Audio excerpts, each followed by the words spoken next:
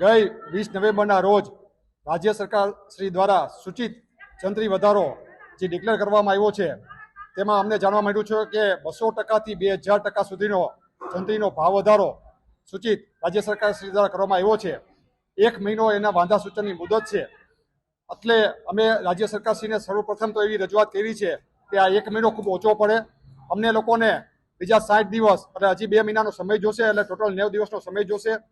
Online એમાં જે સૂચિત ભાવ વધારો છે એમાં કોઈ વાંધો લેવો હોય તો એમાં ઓનલાઈન પ્રક્રિયા છે, જે ઓનલાઈન પ્રક્રિયા કરવામાં પણ ખૂબ મુશ્કેલી થાય છે। એમાં કોઈ નાના માણસને, કોઈ ખેડૂતને એમાં વાંધો લેવો હોય તો એ ઓનલાઈન શક્ય નથી, તો ઓફલાઈન તમે એમાં કોઈ પણ જગ્યાએ જિલ્લા કલેક્ટરશ્રીને, જિલ્લા મામલતદારશ્રીને, જિલ્લામાં કોઈ પણ ડેપ્યુટી કલેક્ટરશ્રીને એ ઓનલાઈન વાંધા લેવાની તમે સત્તા આપો તો આમ માણસ પણ જંત્રીના ભાવ વધારા સામે વાંધો લઈ શકે। રાજકોટની આપણે વાત કરું તો રોણકી છે, ઘંટેશ્વર છે, મવડી વિસ્તાર છે, ઘણા બધા વિસ્તારમાં જ્યાં 1000-1500 રૂપિયા જંત્રી હતી ત્યાં 30,000 થી 35,000 થઈ ગઈ છે, 10,000 હતી ત્યાં 60,000 થઈ ગઈ છે। તો 200%થી સીધો 2000% સુધીનો જંત્રીનો ભાવ વધારો થયો છે, જેના હિસાબે બાંધકામને paid FSI, stamp duty, registration fee જેવા ઘણા બધા પ્રોપર્ટી ટેક્સ જેવા ઘણા બધા મુદ્દે અસર કરશે। અને અમારું એવું માનવું છે કે 20 થી 30% જેવો ભાવ વધારો મકાનમાં, ઓફિસમાં એમાં આવી શકે છે। તો અમે રાજ્ય સરકારશ્રીને એ વિનંતી કરી છે અને આવનારા દિવસોમાં અમે રજૂઆત કરશું દરેક વિસ્તાર વાઇઝ કે ક્યાં શું પરિસ્થિતિ હતી ને ક્યાં શું પરિસ્થિતિ થવાની છે। તો ખેડા ગુજરાતની આખા તમામ જિલ્લાઓમાં અમે લોકોએ નક્કી કર્યું છે કે આના માટે થઈને અમે રાજ્ય સરકારશ્રીને વાંધા સૂચન આપશું અને રાજ્ય સરકારનું ધ્યાન દોરશું। આના સિવાય આપ જાણો છો કે રાજકોટમાં જે TRP ગેમ ઝોન નો બનાવ બન્યો તે પછી બાંધકામ ઉદ્યોગને મોટો ફટકો પડ્યો છે। મ્યુનિસિપલ કોર્પોરેશન હોય કે રૂડા હોય, આ બંને જગ્યાએ જ્યાં ટાઉન પ્લાનિંગ ડિપાર્ટમેન્ટમાં નવા અધિકારીઓની નિમણૂક થઈ છે અને આ અધિકારીઓમાં ઘણા બધા અધિકારીઓ ફ્રેશ છે, ઘણા એન્જિનિયરો ફ્રેશ છે। ટીપી શું હતી એને ખબર નહોતી, ટાઉન પ્લાનિંગ બિલ્ડિંગ પ્લાન કેવી રીતના મંજૂર થાય ખબર નહોતી, GDCR શું હતી એને ખબર નહોતી। 1 મહિનો, 2 મહિના, 3 મહિના અમને એવું થયું કે બધું સ્થળે પડી જશે, નવા અધિકારી છે, પણ દિવસે ને દિવસે પરિસ્થિતિ ખરાબ થતી ગઈ। નવા પરિપત્રો દ્વારા બિલ્ડિંગ પ્લાન કેમ મંજૂર ન થાય આ ધ્યાન રાખવામાં આવે છે એવું અમને લાગી રહ્યું છે। આ બાબતનું ધ્યાન પણ પ્લાન કમ્પ્લીશન, પ્લોટ વેલિડેશન એટલે 40% જે કપાત થાય ત્યારથી ચાલુ થાય અને કમ્પ્લીશન આવે ત્યાં સુધી ખૂબ એટલે ખૂબ મુશ્કેલ ભર્યું કામ અત્યારે કોર્પોરેશનમાં ટાઉન પ્લાનિંગ ડિપાર્ટમેન્ટ દ્વારા થઈ રહ્યું છે। અમે ઘણી બધી રજૂઆત રાજકોટના TPOને કરી, રાજકોટના જે મ્યુનિસિપલ કમિશનર દેસાઈ સાહેબ હતા એને પણ અમે ઘણી બધી વખત મળ્યા, પણ અહીંયા કોઈ એવો નિવારણ ન આવતા છેલ્લે અમે રાજ્ય સરકારશ્રીને વિનંતી કરી છે, ત્યાંના અધિકારીઓને વિનંતી કરી છે।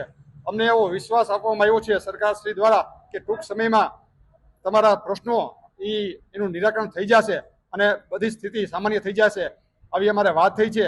તો આપ સર્વેને મિત્રોને આની રજૂઆત વ્યવસ્થિત અમે કરી શકીએ એના માટે થઈને સોમવારે બપોરે 11 વાગે સરદાર સાહેબના સ્ટેચ્યુ બહુમાળી ભવન ચોક ખાતે અમે લોકો બિલ્ડર એસોસિએશનની ટીમ સાથે અમે અમારા લગત બીજા એસોસિએશન જેમ રેવન્યુ બાર એસોસિએશન છે, એન્જિનિયર એસોસિએશન છે, કોન્ટ્રાક્ટર એસોસિએશન છે, રેર એટલે બ્રોકર એસોસિએશન છે, એવા જે બાંધકામ ઉદ્યોગ સાથે જેટલા એસોસિએશનો સંકળાયેલા છે એ બધાને પણ અમે મદદ લેશું અને બાંધકામ ઉદ્યોગને જે મટીરિયલ સપ્લાય કરતા હોય રો મટીરિયલ એ મટીરિયલ એસોસિએશન છે, આ બધાને અમે સહકાર લઈ એક મોટી રેલીના સ્વરૂપમાં કે ભાઈ પ્રશ્નો ઘણા બધા છે તો આ પ્રશ્નોને અમે જિલ્લા કલેક્ટરશ્રીને આવેદન આપશું, જિલ્લા કલેક્ટરશ્રીનો પણ અમે સમય માગશું।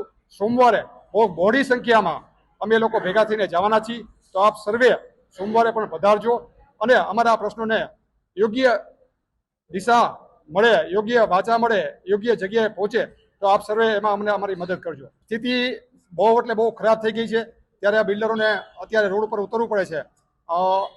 ઘણી બધી વખત મેં આપને કીધું કે કોર્પોરેશનમાં અમે લોકોએ રજૂઆત કરી છે અને એનું નિરાકરણ ના આવ્યું અને આ હતું ત્યાં પાછો જંત્રીનો સૂચિત ભાવ વધારો આવ્યો, જે તો કોઈ હિસાબે સહન થાય એમ નથી। એટલે અમારા ખાલી એવું નથી કે 5-25 બિલ્ડરોને વાંધો છે, આ આખા રાજકોટના ઘણા બધા લોકોને વાંધો છે, બાંધકામ ઇન્ડસ્ટ્રીને સ્પર્શતા તમામ લોકોને આ ઇસ્યુ નડે છે। આ દેખાડવા માટે થઈને આ રોડ ઉપર અમે રેલી સ્વરૂપે અમારી રેલી છે એ મૌન રહી છે, મૌન રેલી સ્વરૂપે અમે કલેક્ટરશ્રીને સોમવારે આવેદનપત્ર આપશું। અમારું જે પ્લાનિંગ અમે જે કેલ્ક્યુલેશન અત્યારે કરી છે હું તમને સિમ્પલ સમજાવું કે 1.8 FSA ફ્રી હોય, બાકી બધી ચાર્જેબલ હોય. એ અમારે જંત્રીના 40% રૂપિયા સરકારમાં એટલે કોર્પોરેશનમાં કે રૂડામાં ઓથોરિટીમાં ભરવાના હોય.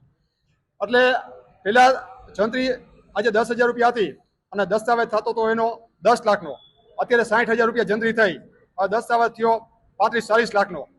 તો સ્ટેમ્પ ડ્યુટી વધી, એને પેડ એફએસઆઈના પૈસા વધ્યા. એટલે અમારું કેલ્ક્યુલેશન એવું છે કે ક્યાંક 20% ને ક્યાંક 30%, એટલે 20-30% જેવું મકાન ઘર ઓલે મોંઘું થશે.